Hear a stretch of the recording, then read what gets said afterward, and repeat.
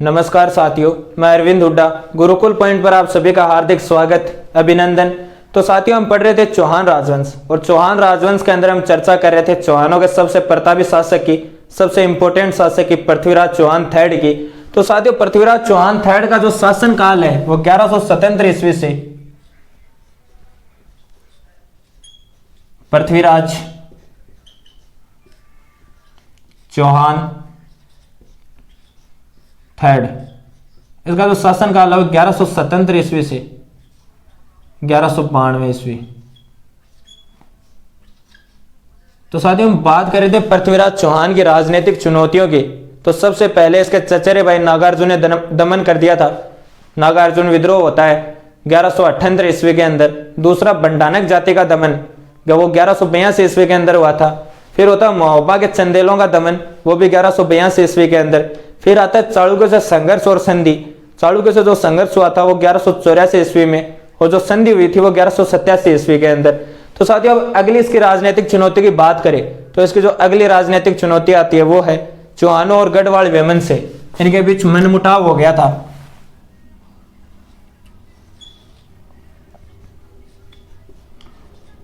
चौहान गढ़वाल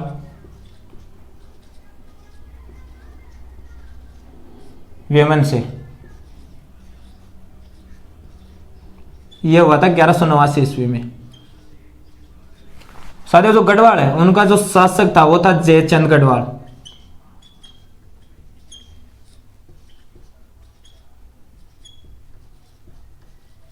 यह था कन्नौज का शासक। और इधर हमारे चौहानों का था पृथ्वीराज। यह था अजमेर का।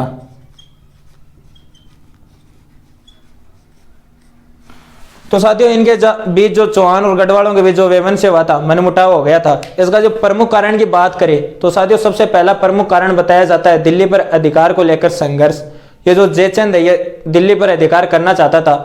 ये जो कन्नौज है, जयचंद कन्नौज का शासक था। वैसे कन्नौज भी डेवलप राज्य था एक, क्योंकि इनमें एक शासक हुआ था हर्षवर्धन, और हर्षवर्धन कन्नौज को ही अपनी राजधानी बनाता है और कन्नौज को बहुत ज्यादा डेवलप कर दिया था। तो साथियों, अगर मानो कोई खिलाड़ी है वो जिला स्तरीय टीम से खेल रहा है तो उसकी इच्छा क्या होगी कि वो राज्य स्तरीय टीम से खेले, उसके बाद वो राष्ट्रीय टीम से खेले, उसके बाद अंतरराष्ट्रीय खेले। वैसे जयचंद सूर्य है, उसके मन में भी लालसा आ जाती है तो वो दिल्ली पर अधिकार करने की सोचता है। तो जो इनका सबसे पहला जो कारण था मनमुटाव का, वेमन से का, वो यही था दिल्ली पर अधिकार को लेकर संघर्ष। तो इनके प्रमुख कारण की बात करें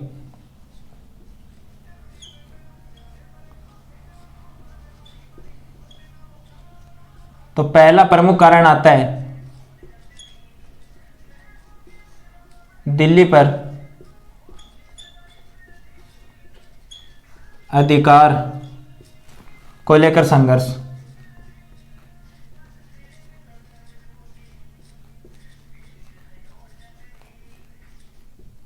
और जो दूसरा कारण बताया जाता है वो बताया जाता है जयचंद की पुत्री।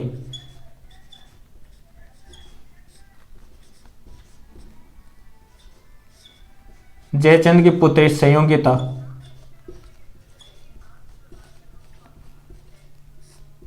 संयोगिता का अपहरण करके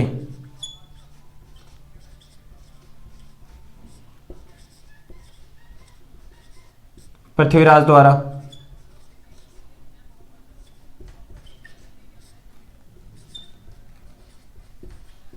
विवाह करना, पृथ्वीराज द्वारा विवाह करना। तो साथियों, जो इनके विमंशे का जो प्रमुख कारण है वो पहला तो दिल्ली पर अधिकार को लेकर संघर्ष, और दूसरा जो जयचंद की पुत्री थी संयोगिता, उसका अपहरण करके पृथ्वीराज द्वारा विवाह करना। तो ये जो जयचंद की पुत्री संयोगिता थी, इसकी अपहरण वाली बात देखें तो साथियों हमारे यहाँ राजस्थान में अजमेर, ये हो गया हमारे अजमेर।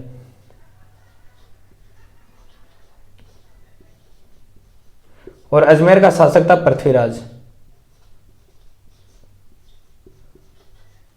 और साथियों, जो कन्नौज है वो हमारे यूपी के अंदर है, और जो कन्नौज का शासक था वो था जयचंद। तो साथियों, ये हमारे यूपी है यहाँ पे राजस्थान के बाद। तो यहाँ का जो ये कन्नौज है, और कन्नौज का शासक था जयचंद गढ़वाल। जयचंद, और जयचंद की ही पुत्री थी संयोगिता।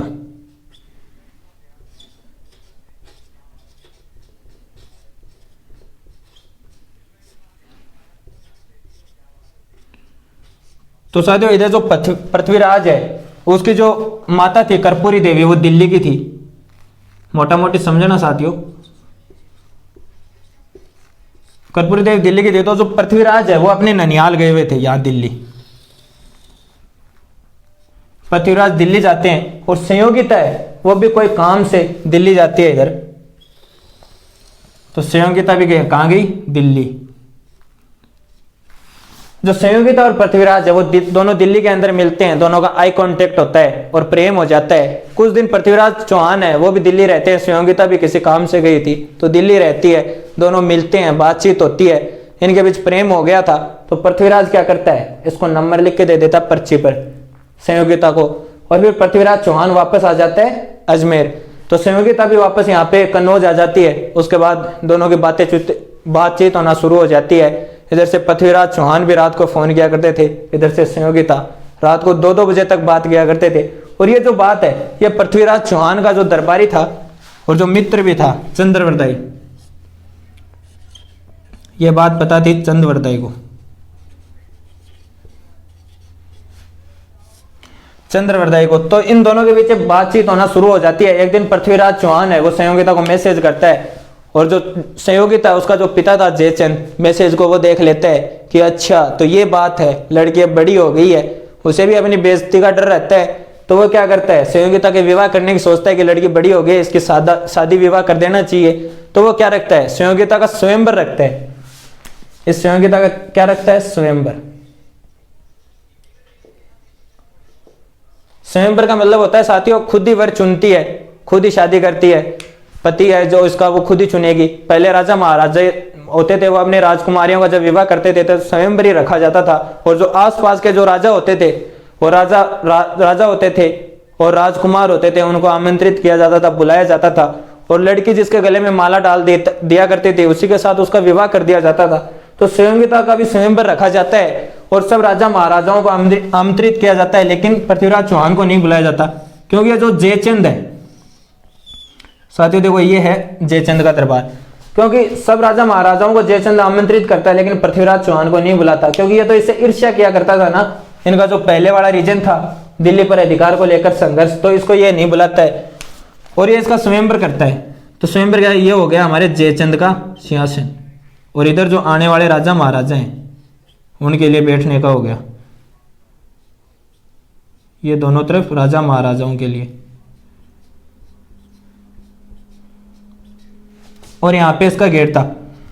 तो साथियों जो जयचंद है वो पृथ्वीराज को बेइज्जत करने के लिए, इसका अपमान करने के लिए इस गेट के पास इसकी मूर्ति बनवा कर लगा देता है और यहाँ पर लिखवा देता है कि कृपया जूते और चप्पल यहाँ पर खोले, क्योंकि जो जयचंद है वो पृथ्वीराज की बेइज्जती करना चाहता था, इसको अपमानित करना चाहता था, तो यहाँ पे कर देता है। फिर इसका स्वयंवर शुरू होता है तो संयोगिता वो यहाँ से दरबार में एंटर होती है और सारे राजा महाराजाओं को देखते हुए आगे बढ़कर आके इस मूर्ति में माला डाल देती है, पृथ्वीराज की मूर्ति में।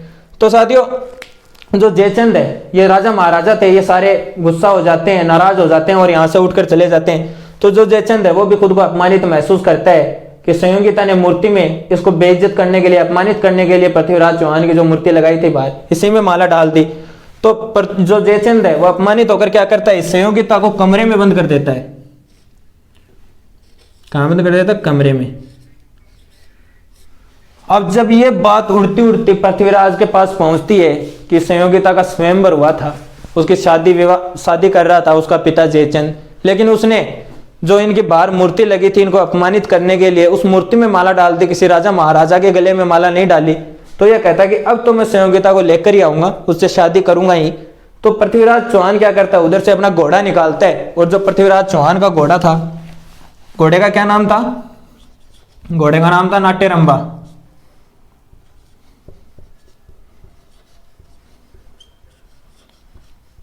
ये पूछ लिया जाता है कई बार पृथ्वीराज के चौहान के घोड़े का नाम।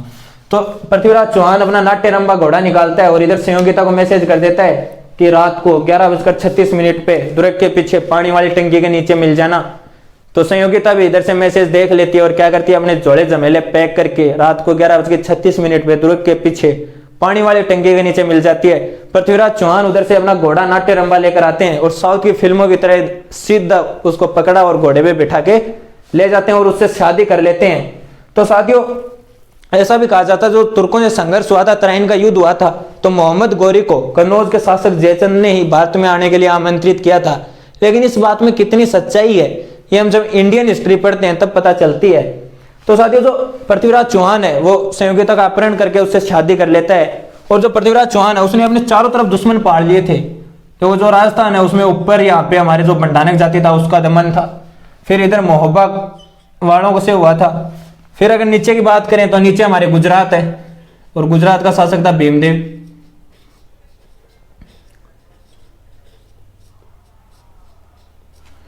तो साथियों जो पृथ्वीराज चौहान वो एक अच्छा शक्तिशाली शासक होने के बाद भी, अच्छा शासक होने के बाद भी उसने अपने चारों तरफ जो अपने दुश्मन पाल रखे थे, उधर वो बंडानक जाति वाले हो गए थे, इधर महोबा वाले हो गए, इधर कन्नौज हो गया, फिर नीचे भीमदेव सेकंड हो गया, गुजरात चालुक्यों का जो शासक था वो। तो साथियों ये हमने बात की चौहान और गढ़वाल वैमनस्य की, तो इनके दो कारण है चौहान और गढ़वाल के वैमनस्य के।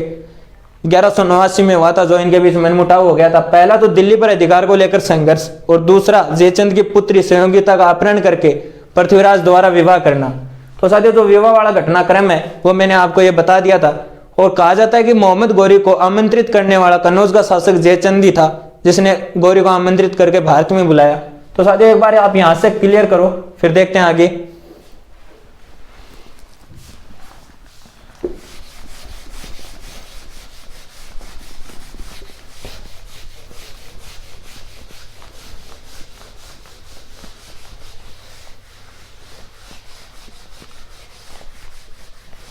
अब साथियों बात करें पृथ्वीराज चौहान की राजनीतिक चुनौती 6 नंबर की, तो 6 नंबर पे था तुर्कों से संघर्ष।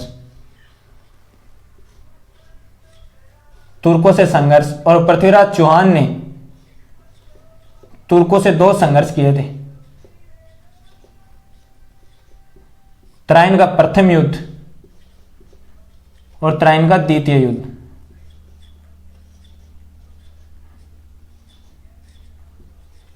तराइन का प्रथम युद्ध जो 1191 ईस्वी में हुआ था और तराइन का द्वितीय युद्ध जो 1192 ईस्वी में हुआ था।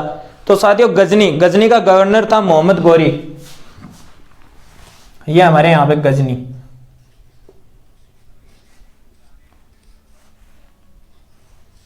और गजनी का गवर्नर कौन था भाई? मोहम्मद गोरी। गजनी का गवर्नर था मोहम्मद गोरी। मोहम्मद गोरी क्या करता है, भारत आता है और पंजाब के अंदर एक जगह है बठिंडा पर अधिकार कर लेते हैं, जो चौहान साम्राज्य के अंदर ही आती थी। पृथ्वीराज चौहान का जो साम्राज्य है उसी के अंदर बठिंडा पंजाब आया करता था। तो पंजाब के अंदर बठिंडा पर अधिकार कर लेता है और बठिंडा का जो दुर्ग था, पंजाब वाला दुर्ग, उसका नाम था तबरे हिंद।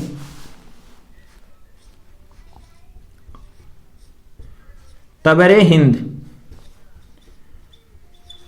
इस पर गोरी क्या कर लेता है, अधिकार।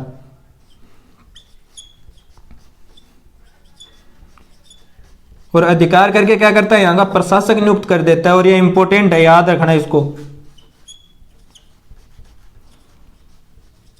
प्रशासक को नियुक्त करता है काजी जियाउद्दीन को।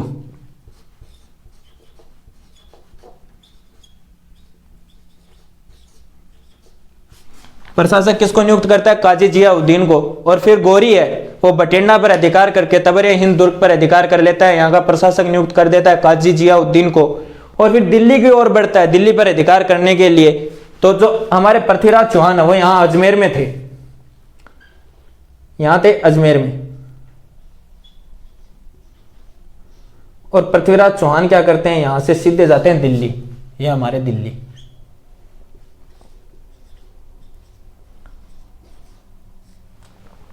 जब इनको पता चलता है कि गोरी दिल्ली पर अधिकार करने वाला है तो यहां से दिल्ली जाते हैं और दिल्ली में जाकर अपनी सेना को एक साथ करके और फिर कहते हैं कि जिस रास्ते से गोरी दिल्ली पर अधिकार करने के लिए आ रहा है हम भी उसी रास्ते से गोरी के सामने जाएंगे और जहां भी उसकी सेना मिलेगी, जहां भी उससे की सेना से टकराव होगा वहीं हम मार काट मचाना चालू कर देंगे और गौरी को वहीं से भगा देंगे, गौरी दिल्ली नहीं आना चाहिए। तो गौरी जिस रास्ते से दिल्ली आता है उसी रास्ते से पृथ्वीराज चौहान की सेना भी दिल्ली आती, यहां पर आती है गौरी की सेना के सामने। और इनका जो मुकाबला होता है वो यहां होता है तराइन का मैदान।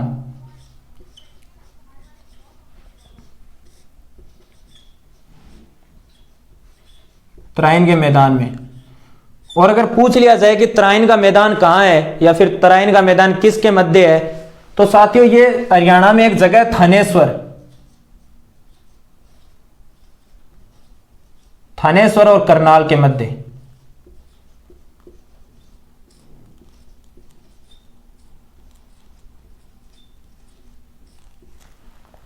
अगर तराइन के मैदान की बात करें तो हरियाणा के अंदर जगह है थानेश्वर और करनाल। करनाल के मध्य ये तराइन का मैदान है। थानेश्वर और करनाल के बीच जो जगह है, जो मैदान है, वो तराइन का मैदान है।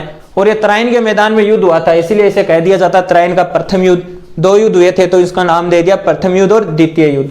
तो साथियों यहां पर जो युद्ध हुआ था तराइन के मैदान में, उधर गौरी आ रहा था, इधर से पृथ्वीराज चौहान अपनी सेना लेकर आता है और यहां पर दोनों का युद्ध होता है। तो बात करें कि युद्ध की, तो यह हुआ था पृथ्वीराज चौहान वर्सेस गौरी। युद्ध हुआ था पृथ्वीराज चौहान।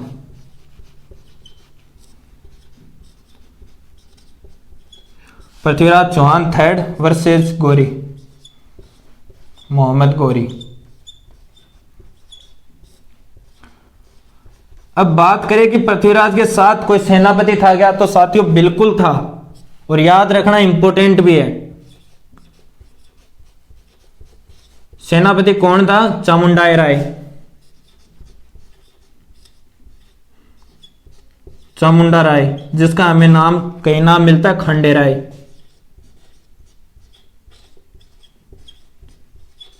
और इसके साथ था दिल्ली का सामंत पृथ्वीराज के साथ।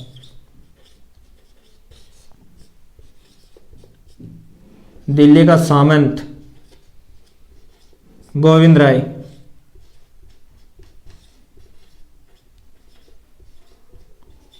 और इस युद्ध के अंदर पृथ्वीराज की विजय होती है।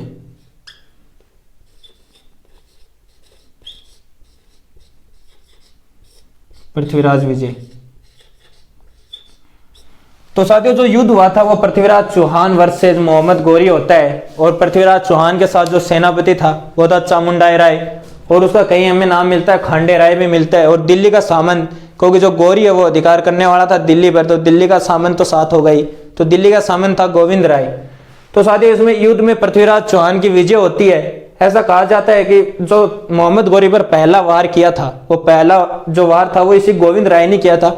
भाले की एक वार में ही जो गौरी है वो अपने घोड़े से नीचे गिर जाता है और इसके 2 दांत टूट जाते हैं। ये भी पूछ लिया जाता है कि किसने वार किया था, तो पहला वार है वो गोविंद राय ने किया था। याद रखना, मोहम्मद गौरी पर भाले का पहला वार करता है और ये घोड़े से नीचे गिर जाता है। तो साथियों जो गौरी है वो अपनी सेना लेकर वापस गजनी की ओर भागने लगता है। तो पृथ्वीराज की जो चौहान की सेना वो उसका पीछा नहीं करती। और इसी बात को लेकर डॉक्टर दशरथ शर्मा ने कहा है कि पृथ्वीराज ने जो उदारता दिखाई है वो तो ना तो सैनिक नियम के साथ नियम है, जो सैनिक नियम है, और ना ही जो मुस्लिम युद्ध प्रणाली है उससे मेल करती है, किसी से मेल नहीं करती। पृथ्वीराज चौहान ने जो उदारता दिखाई, अगर मोहम्मद गौरी की जगह पृथ्वीराज चौहान की अगर सेना भाग रही होती तो मोहम्मद गौरी उस सेना का पीछा करके एक एक को पकड़ के काट देता, लेकिन पृथ्वीराज चौहान ने ऐसा नहीं किया। तो अब साथियों मोहम्मद गौरी वापस गजनी चला जाता है और ये क्या करता है कि मेरे को वापस युद्ध करना है, तो ये दूसरे युद्ध की तैयारी में लग जाता है। और इधर अपने वालों का क्या था, युद्ध में विजय हो गए बाद में ये तो डिस्को वगैरह डांस वगैरह ये किया करते थे कि बस जीत का जश्न मनाते थे। पार्टी होनी चाहिए, चाहे कोई भी बहाना हो पार्टी होने का। तो ये इधर अपनी जो डिस्को वगैरह पार्टी वगैरह में व्यस्त थे, लेकिन गजनी क्या कर रहा था, वापस युद्ध की तैयारी कर रहा था। तो ये हमारा जो तराइन का प्रथम युद्ध होता है, पृथ्वीराज चौहान थर्ड वर्सेस मोहम्मद गौरी। सेनापति था पृथ्वीराज का चामुंडाई राय, खंडे राय, दिल्ली का सामंत गोविंद, और पृथ्वीराज विजय होता है। तो साथियों यहां तक क्लियर करो, फिर देखते हैं आगे।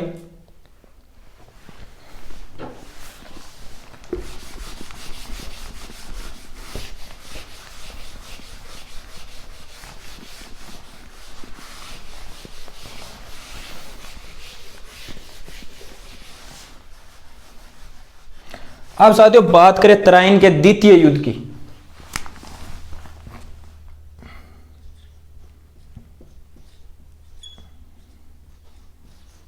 तराइन का द्वितीय युद्ध 1192 ईस्वी में। तो साथियों इस बार हमारे वाले तो पार्टी करने में वो व्यस्त थे, जीत का जश्न मना रहे थे, उन्होंने कोई तैयारी नहीं की। उनका यह मानना था कि गौरी वापस नहीं आएगा, लेकिन गौरी क्या करता है, उधर गजनी जाकर वापस प्रिपरेशन करता है, वापस तैयारी करता है, और अगली बार जब आता है तब पूरी तैयारी के साथ आता है। तो साथियों वही गजनी, और गजनी का गवर्नर मोहम्मद गौरी।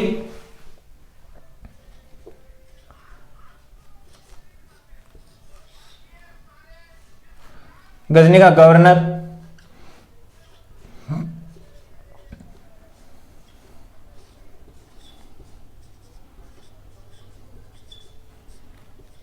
मोहम्मद गौरी, और वापस आता है बठिंडाई। इस बार ये बठिंडा आकर क्या करता है, मोहम्मद गौरी है वो बठिंडा आता है, और बठिंडा आकर क्या करता है, अपनी कूटनीति का प्रयोग करता है, और संधि करने के लिए जो पृथ्वीराज चौहान है उसके पास 2 दूत भेजता है। ये क्या करता है, बठिंडा से 2 दूत भेजता है संधि करने के लिए। इसने 2 दूत भेजे संधि करने के लिए।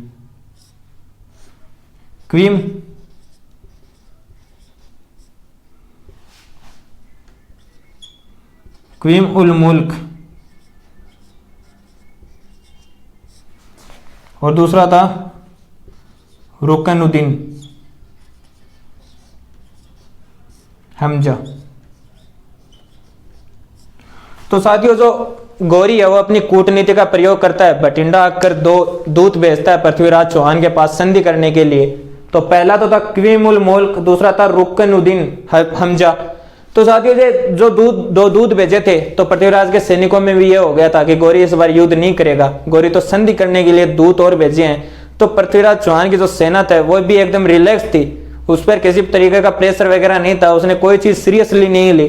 तो साथियों जो पृथ्वीराज चौहान है वो संधि करने के लिए मना कर देता है कि मैं संधि नहीं करूंगा, गौरी को बोलो कि वो वापस गजनी लौट जाए, और अगर वो नहीं मानेगा तो फिर हमारी जो भेंट है, हमारी जो मुकाबला है वो तराइन में ही होगा, तराइन के मैदान में। तो साथियों वापस वही बात होती है, जो गौरी है वो इधर से क्या करता है, बठिंडा से दिल्ली पर अधिकार करने के लिए वापस जाता है, और इधर से अजमेर से हमारे जो पृथ्वीराज है वो भी दिल्ली से वापस वहीं पे जाते हैं तराइन के मैदान में उसके सामने। तो साथियों ये वापस जाते हैं दिल्ली से, ये थी दिल्ली,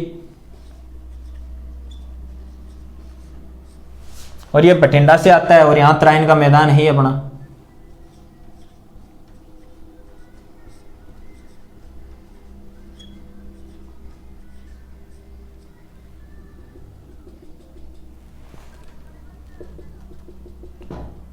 और इधर वापस तराइन के मैदान में युद्ध होता है, सेकंड युद्ध। तो जो पृथ्वीराज चौहान है उसके सैनिकों में तो यह थी कि जो गौरी आया वो संधि करने के लिए आया, वो इस बार युद्ध नहीं करेगा, लेकिन जो गौरी है वो अपनी कूटनीति का प्रयोग करता है, 2 दूत भेजता है। इसका कोई संधि करने का मोटिव नहीं था, ये संधि करना ही नहीं चाहता था, लेकिन ये अपनी कूटनीति का प्रयोग करता है पृथ्वीराज की जो सेना है उसके लिए। और इन सैनिकों में यह हो गया था कि ये तो बस संधि करने के लिए आया, तो ये पूरी तरीके से तैयार नहीं थे, इनकी कोई प्रिपरेशन वगैरह नहीं थी। तो पृथ्वीराज चौहान अपनी सेना लेकर जाता है, और इधर से गौरी भी आ जाता है। फिर इनका जो सेकंड युद्ध होता है वो होता है पृथ्वीराज। तो दूसरे युद्ध की बात करें तो Prithviraj Chauhan versus Prithviraj Chauhan third versus Mohammad Ghori.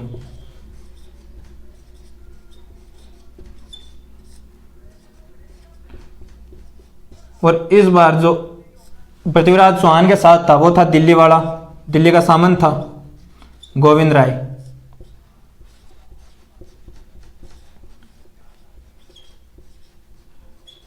और दूसरा था मेवाड़ का शासक, दूसरा मेवाड़ का शासक था सामंत सिंह।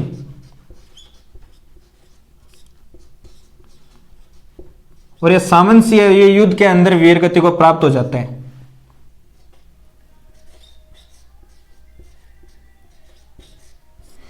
जो सामंत सिंह है वो युद्ध करते हुए वीर गति को प्राप्त हो जाता है। और जो हमारा तराइन का द्वितीय युद्ध हुआ था वो पृथ्वीराज चौहान थर्ड वर्सेज मोहम्मद गौरी हुआ था। और जो पृथ्वीराज चौहान है उसके साथ दिल्ली का जो सामंत था गोविंद राय और मेवाड़ का शासक सामंत सिंह था। तो सामंत सिंह है वो वीर गति को प्राप्त हो जाता है, क्योंकि जो पृथ्वीराज चौहान है उसके दो सेनापति थे, उन्होंने पृथ्वीराज चौहान के साथ विश्वासघात किया। अगर पृथ्वीराज चौहान त्रायन का द्वितीय युद्ध हारते हैं तो इसका यही रीजन है, जो पृथ्वीराज चौहान के जो सेनापति थे सोमेश्वर और प्रताप सिंह, वो क्या करते हैं, पृथ्वीराज के साथ विश्वासघात करके गौरी के साथ मिल जाते हैं। तो पृथ्वीराज जो चौहान के दो सेनापति थे, पहला था सोमेश्वर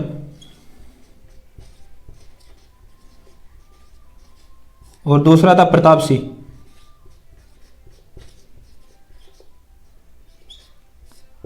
ये दोनों क्या करते हैं भाई, पृथ्वीराज चौहान के साथ विश्वासघात।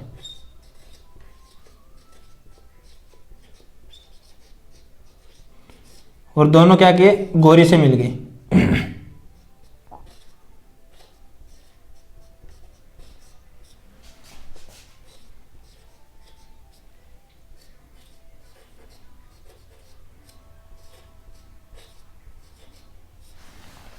तो साथियों, जो हमारे ये युद्ध हुआ था पृथ्वीराज चौहान थर्ड वर्सेस गौरी के साथ, तो अगर पृथ्वीराज चौहान तराइन का द्वितीय युद्ध हार जाते हैं तो उसका एक रीजन ये भी है कि जो ये पृथ्वीराज चौहान के दो सेनापति थे सोमेश्वर और प्रताप सिंह, ये दोनों क्या करते हैं, पृथ्वीराज चौहान के साथ विश्वासघात करते हैं और जो गौरी है गौरी से मिल जाते हैं। तो साथियों, जो हमारे ये पृथ्वीराज चौहान है ये तराइन का द्वितीय युद्ध हार जाते हैं। तो साथियों, जो चंद्रवरदाई है,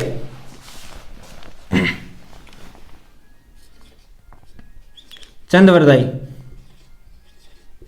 उनका मानना है कि पृथ्वीराज चौहान के जो द्वितीय युद्ध है वो हार जाने के बाद, पृथ्वीराज चौहान जब द्वितीय युद्ध हार जाते हैं तो जो चंद्रवरदाई है वो बताते हैं कि जो गौरी है वो पृथ्वीराज चौहान को क्या करता है। कई इतिहासकार तो ये भी मानते हैं कि पृथ्वीराज चौहान तराइन का द्वितीय युद्ध हार जाते हैं, उसके बाद इनके यहाँ युद्ध में ही यहाँ पे हरियाणा के अंदर तराइन के मैदान में मृत्यु हो जाती है। लेकिन जो चंद्रवरदाई है, दरबारी विद्वान थे पृथ्वीराज चौहान के और ये मित्र भी थे, ये क्या बताते हैं कि ये जो गौरी है ये क्या करता है, इस पृथ्वीराज चौहान को गजनी ले जाता है।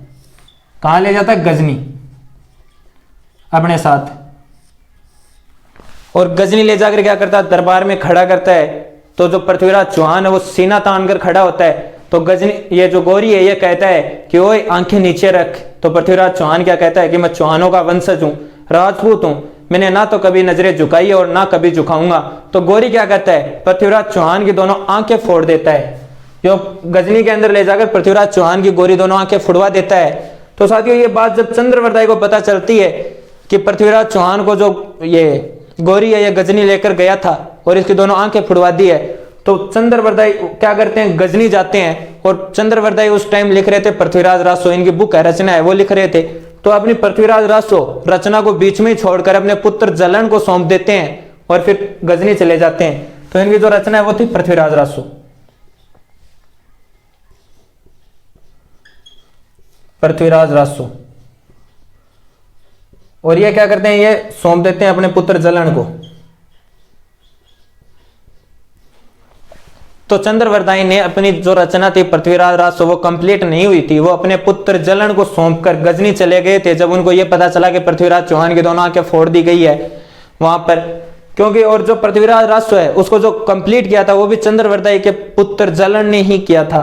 तो जब चंद्रवरदाई अब वहां पे गजनी चले गए, मोहम्मद गौरी के दरबार में जाते हैं और फिर बताते हैं कि सुल्तान गौरी, तूने हमारे शासक है, हमारा जो राजा था पृथ्वीराज, उसकी दोनों आंखें तो फोड़ दी, लेकिन अभी भी एक क्वालिटी है उसके अंदर कि वो बिना देखे निशाना लगा सकता है। क्योंकि पृथ्वीराज चौहान है वो शब्द भेदी तीर चलाया करता था, शब्द भेदी था कि आवाज सुनकर निशाना लगा दिया करता था।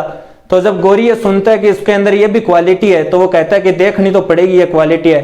तो वो पृथ्वीराज चौहान को दरबार में लेकर आता है, तीर दे देता है हाथ में और निशाना लगाने के लिए दिया जाता है कि निशाना लगा तू। तो सुल्तान है जो गौरी है वो सामने बैठा था और जो चंद्रवरदाई पृथ्वीराज के चौहान के पास खड़ा था। तो जो चंद्रवरदाई वो बताता है कि हे सुल्तान, पृथ्वीराज सामने गजनी है जो सुल्तान इतनी दूरी के ऊपर और धरती से इतना ऊपर बैठा है। तो जो गौरी है वो कहता है कि निशाना लगाओ, तीर चलाओ। तो जो ये पृथ्वीराज है ये शब्द वेदी था, ठीक है, ये आवाज सुनकर तीर चलाया करता था, आवाज सुनकर निशाना लगाया करता था। तो जब गौरी कहता है कि निशाना लगाओ, तीर चलाओ, तो पृथ्वीराज चौहान निशाने से हटाकर सीधा गौरी के ऊपर तीर चला देता है और जो तीर है वो गौरी के सीने में जाकर लगता है और गौरी की हत्या हो जाती है, गौरी मारा जाता है। फिर चंद्रवरदाई क्या करते हैं, अपनी तलवार निकालते हैं, पहले पृथ्वीराज चौहान का गला काटते हैं और उसके बाद अपना गला काट देते हैं। और डॉक्टर दशरथ शर्मा में इनके बारे में कहा भी है कि जिए एक थाल और मरे एक थाल। जो चंद्रवरदाई और पृथ्वीराज है, दोनों का जन्म भी एक साथ ही हुआ था और दोनों मरे भी एक साथ ही थे। तो साथियों यहाँ हमारा कंप्लीट हो रहा त्राइन का द्वितीय युद्ध जो 1192 ईस्वी में हुआ था। अब साथियों बात करें जो अजमेर का शासक था अगला उसकी, तो जो अगला शासक था वो गोविंद था, जो पृथ्वीराज चौहान का ही बेटा था, पुत्र था। तो गोविंद क्या करता है, गौरी के अधीन रहकर 2 साल तक तो यहाँ पे अजमेर में शासन करता है। उसके बाद अजमेर के ऊपर जो गोविंद का चाचा था, पृथ्वीराज का भाई था हरिराज, उसके आक्रमण करने के बाद गोविंद ही क्या करता है, एक शाखा लेकर और यहाँ रणथंभौर चला जाता है। तो साथियों अब हम आगे पढ़ेंगे रणथंभौर के चौहान। तो गोविंद है वो 2 साल तो गौरी के अधीन रहकर शासन करता है। उसके बाद हरिराज जब आक्रमण करता है तो वो अजमेर छोड़कर रणथंभौर एक शाखा लेकर चला गया था। तो साथियों यहाँ हमारा त्राइन का द्वितीय युद्ध कंप्लीट हो गया। यहाँ एक बार यहाँ तक क्लियर करो, फिर आगे बात करते हैं।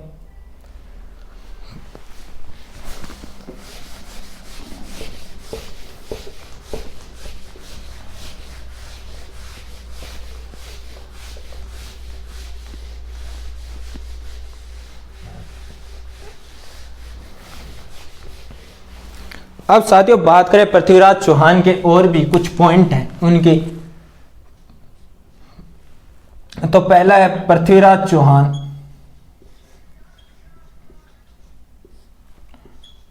पृथ्वीराज चौहान की छतरी। तो पृथ्वीराज चौहान की छतरी की बात करें तो यह है काबुल अफगानिस्तान में।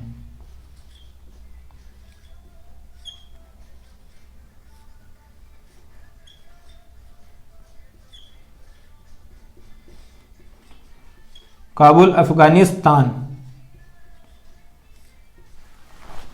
फिर अगली बात करें पृथ्वीराज चौहान के स्मारक की।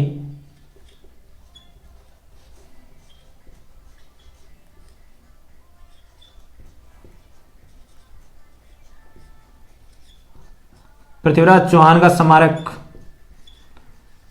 तो यह तारागढ़ अजमेर।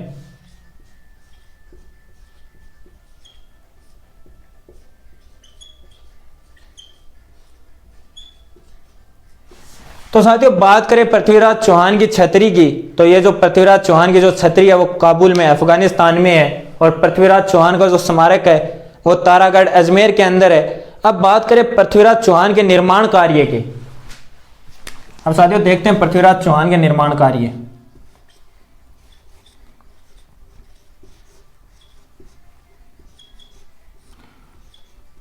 पृथ्वीराज चौहान के निर्माण कार्य।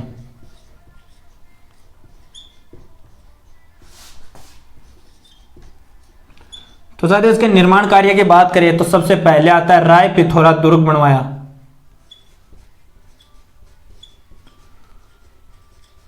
राय पिथौरा दुर्ग का निर्माण।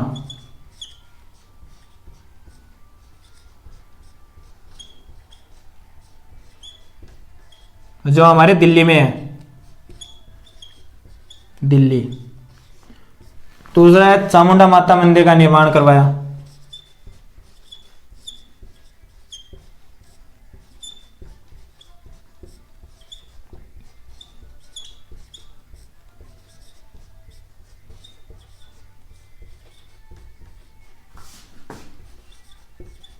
चामुंडा माता मंदिर का निर्माण करवाया अजमेर के अंदर।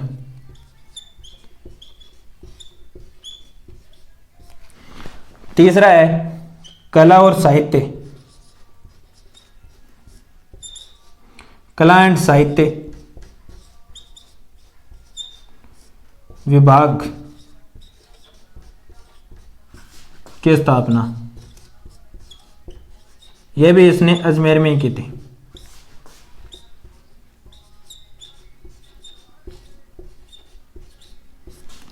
तो साथियों बात करें पृथ्वीराज चौहान की जो छतरी है उसकी, तो वो काबुल अफगानिस्तान के अंदर है और पृथ्वीराज चौहान का जो स्मारक है वो तारागढ़ अजमेर के अंदर है। उसके बाद साथियों बात करें पृथ्वीराज चौहान के निर्माण कार्य की कि उसने अपने काल में क्या निर्माण करवाया था, कौन से कार्य किए थे। तो उसने राय पिथौरा दुर्ग बनवाया था जो दिल्ली के अंदर है। तो इसने दिल्ली के अंदर राय पिथौरा दुर्ग बनवाया। चामुंडा माता मंदिर का निर्माण करवाया अजमेर के अंदर। मैंने आपको बताया था अजय मेरू दुर्ग है, उसकी तलहटी के अंदर चामुंडा माता मंदिर है, जिससे और जो शीश खान की गुफा है उससे पृथ्वीराज चौहान है वो चामुंडा माता के दर्शन करने के लिए जाया करते थे। और साथ ही उसने कला एंड साहित्य विभाग की स्थापना की, है भी अजमेर के अंदर ही की। तो साथियों यहां तक क्लियर करते हैं, फिर आगे बात करते हैं।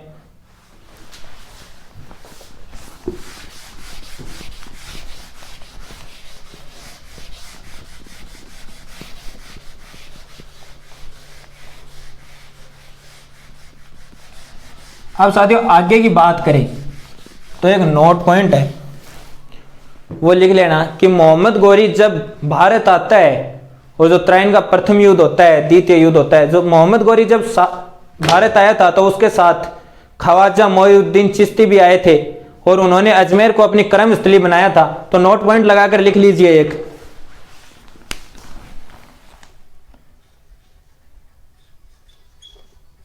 नोट, मोहम्मद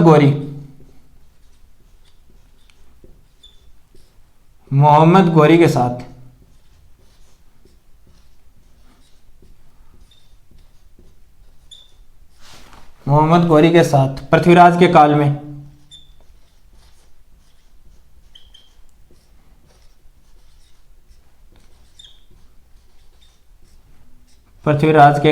में ख्वाजा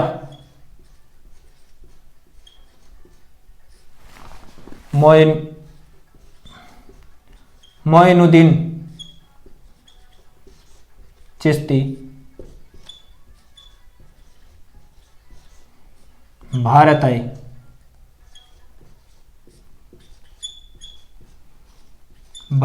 तथा अजमेर को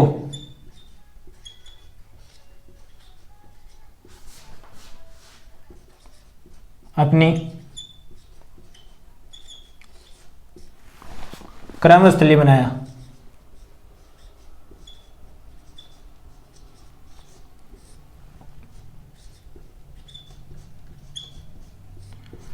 तो साथियों जब गौरी भारत आता है तो उसके साथ ख्वाजा मोइनुद्दीन चिश्ती भी आते हैं, जो हमारे पृथ्वीराज के काल में आते हैं और अजमेर को अपनी कर्मस्थली बनाते हैं। तो साथियों ये नोट पॉइंट है जो इंपॉर्टेंट है, हमें याद रखना है। उसके बाद साथियों हम मोइनुद्दीन चिश्ती है वो जब भारत आते हैं और अजमेर को अपनी कर्मस्थली बनाते हैं, तो थोड़ी सी चर्चा है इसकी, जो चिश्ती है इसकी भी कर लेते हैं। तो अगर चिश्ती की बात करें,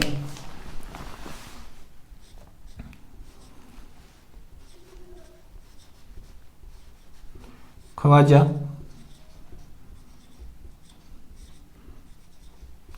मोइनुद्दीन चिश्ती,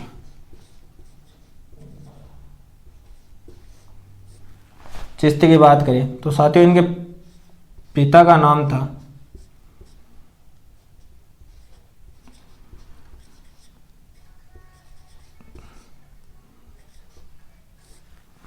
गयाउद्दीन, नहीं था गयानुद्दीन था।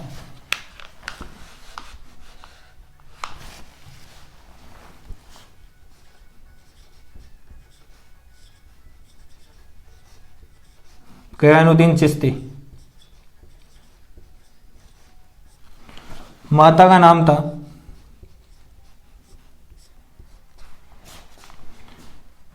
बीबी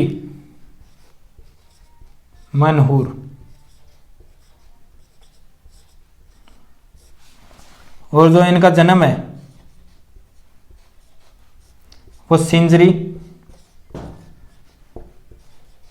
फारस में हुआ 1143 ईस्वी में। और अगर इनकी मृत्यु की बात करूं तो इनकी मृत्यु है वो 1235 ईस्वी में।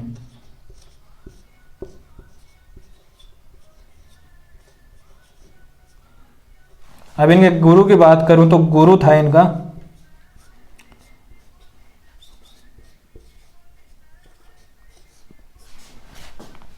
हारूनी शेख चिश्ती। और साथियों जो ये ख्वाजा मोइनुद्दीन चिश्ती है, इसको भारत में चिश्ती संप्रदाय का संस्थापक भी कहा जाता है।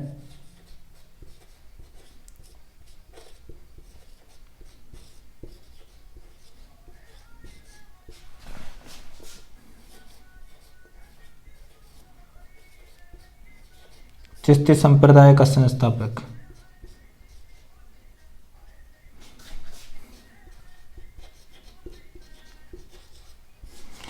तो साथियों अगर मैं बात करूं ख्वाजा मोइनुद्दीन चिश्ती की, तो जो मोइनुद्दीन चिश्ती है वो मोहम्मद गौरी के साथ पृथ्वीराज के काल में भारत आया तथा उसने अजमेर को अपनी कर्मस्थली बनाया।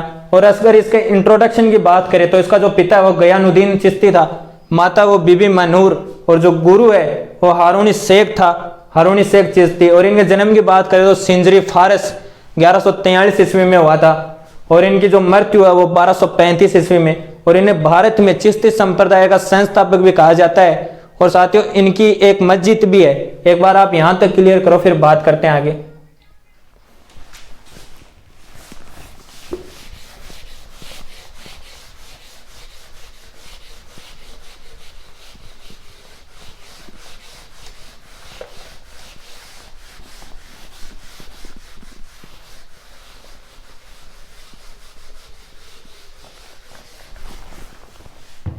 तो साथियों इनकी जो दरगाह है वो अजमेर के अंदर है और इनकी दरगाह में दो देग है।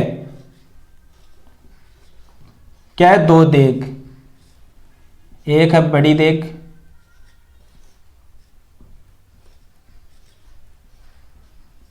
और दूसरी है छोटी देग।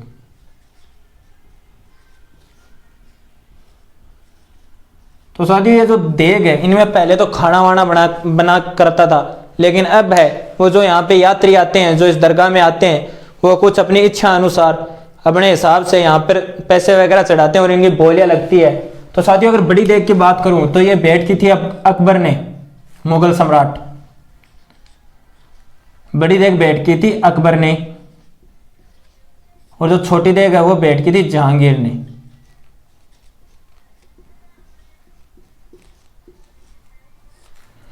तो साथियों जो यह दरगाह है ख्वाजा मोइनुद्दीन चिश्ती की, इस दरगाह के अंदर दो देग है, बड़ी देग और छोटी देग। बड़ी देग है वो भेंट की थी अकबर ने और जो छोटी देग है वो भेंट की थी जहांगीर ने। और साथियों बात करें कि दरगाह के लिए जमीन किसने दी थी,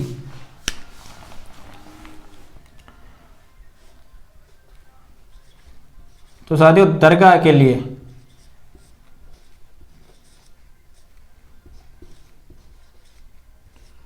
जो भूमि दी थी वो दी थी जगत सिंह ने।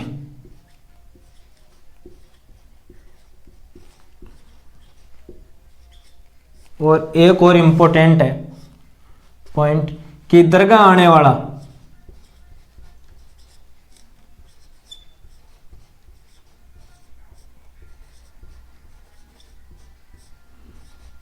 पहला यात्री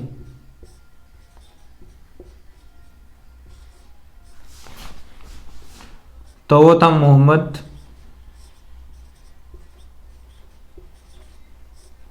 बिन तुगलक।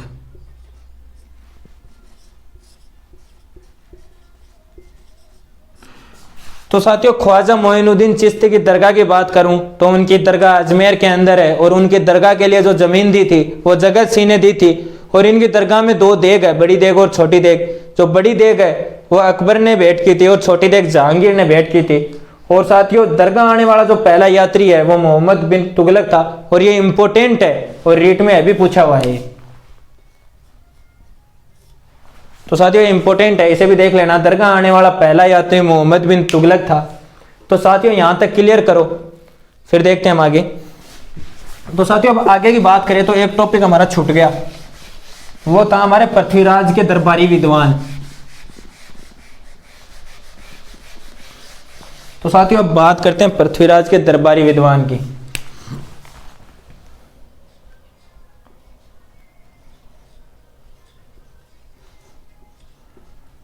पृथ्वीराज चौहान।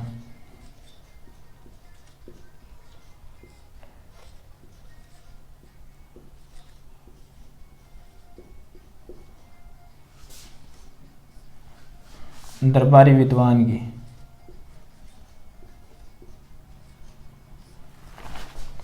तो इनका जो दरबारी विद्वान थे वो पहले नंबर पर आते हैं चंद्रवरदाई।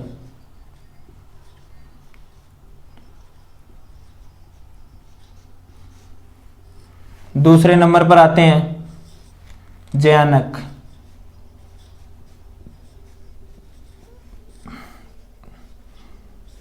फिर आते हैं जनार्दन,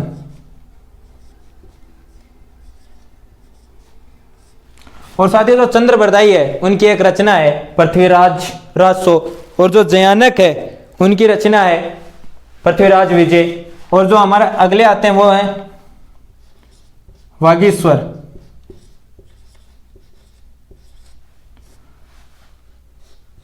फिर है विश्वरूपम,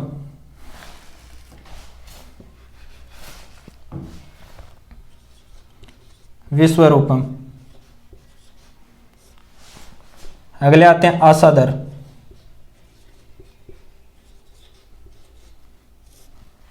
और जो लास्ट है वो विद्यापति गौड़ है।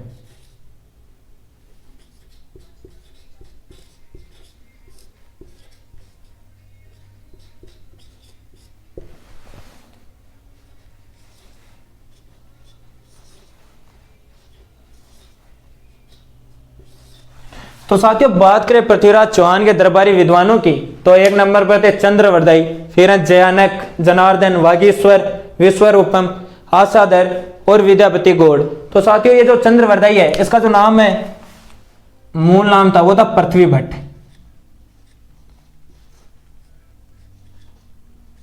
ये भी इंपॉर्टेंट है। जो चंद्रवरदाई था उसका जो मूल नाम था वो पृथ्वी भट्ट था, और जो हमारे जयानक है उनकी एक रचना थी पृथ्वीराज विजय।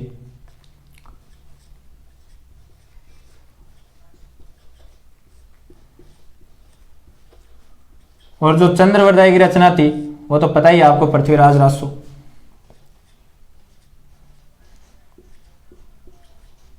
पृथ्वीराज रासो जिसके अंदर डिंगल और पिंगल दोनों भाषाएं, दोनों का मिश्रण है।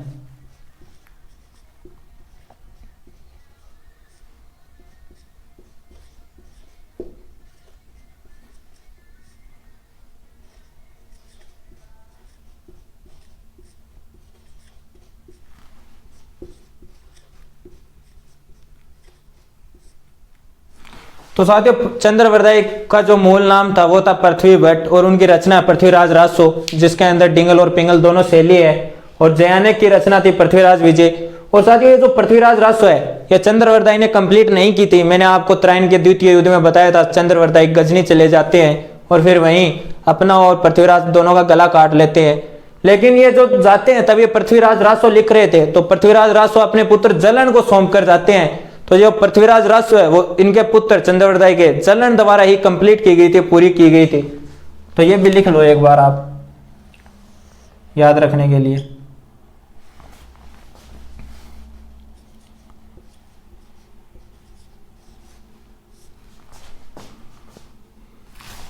इसको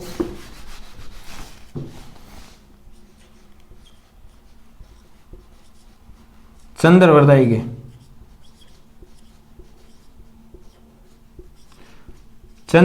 के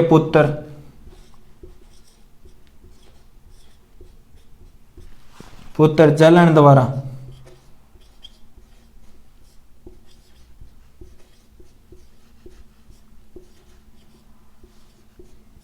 पूरा किया गया।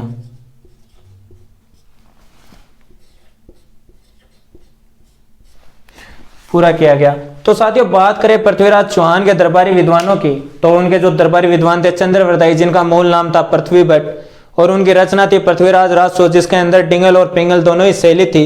और जो पृथ्वीराज रासो है उसको जो चंद्रवरदाई के पुत्र द्वारा जलन द्वारा पूरा किया गया था। और दूसरे विद्वान कवि थे वो थे जयानक, और जयानक की रचना है पृथ्वीराज विजय। फिर है जनार्दन, वागीश्वर, विश्वरूपम, आसादर और विद्यापति गौड़। ये सारे पृथ्वीराज के दरबारी विद्वान थे। अब साथियों पृथ्वीराज जो चौहान है वो गजनी के अंदर मारा जाता है। चंद्रवरदाई के अनुसार तो गजनी के अंदर ही मारा गया था, जो गौरी है उसको मारने के बाद। लेकिन जो और इतिहासकार हैं वो ये बताते हैं कि जो इनकी मृत्यु है पृथ्वीराज की वो यहीं तराइन के द्वितीय युद्ध में हो गई थी, और चंद्रवरदाई के अनुसार नहीं हुई थी, गौरी इनको गजनी ले गया था। तो साथियों उसके बाद इनका पुत्र आता है गोविंद, और गोविंद क्या करता है, गौरी के अधीन रहकर अजमेर के अंदर 2 साल तक शासन करता है।